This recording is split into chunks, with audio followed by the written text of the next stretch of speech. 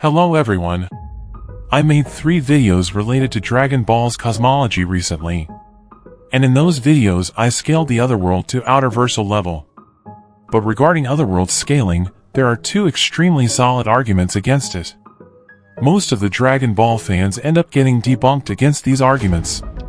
So today we are going to rebunk Otherworld, so let's get started. The first argument is about Otherworld having no time. The argument actually says if Otherworld has no time, then Goku should be trained in no time and return, without any time passing on Earth.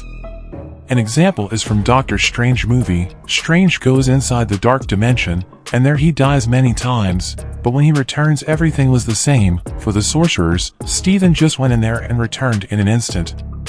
But this doesn't happen in Otherworld's case. To understand it, I first need to explain the divine system in Dragon Ball universe.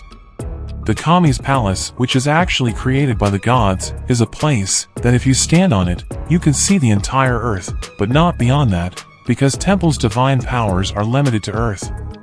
In similar way, the King Kais from the afterlife can see the entire living world, but they cannot look towards the Kaishan realm, and Kaishans from their realm can look on the entire universe and govern it.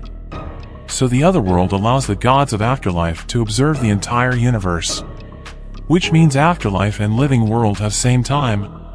Let's for a second assume that both realms have the same time, but from the afterlife, gods do not just govern Earth, they govern the entire living world. And living world have separate dimensions, which have their own space and time, and one of its example is the time chamber, and Kais can govern a whole different flow of time easily. So, does that mean the whole living world is running in a same time flow? Absolutely no.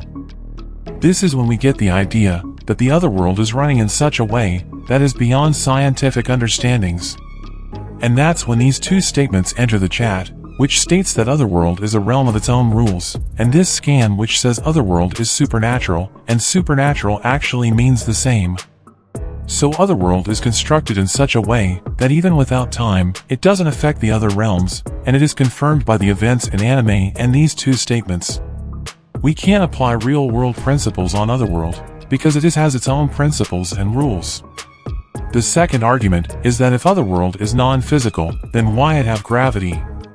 This also gets debunked by these 2 statements, because things that are impossible in real world can be possible in Otherworld. These were the 2 arguments against Dragon Ball's outerversal meta. But before leaving, in my previous video, I mentioned the time room, but I didn't explain it because I skipped Dragon Ball Classic. But I watched it again. This room contains all the past, present and future of the universe.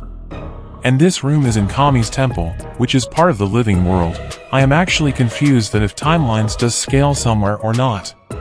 And if they does scale, where would the living world scaling go with it? That's all for today. Thanks for watching.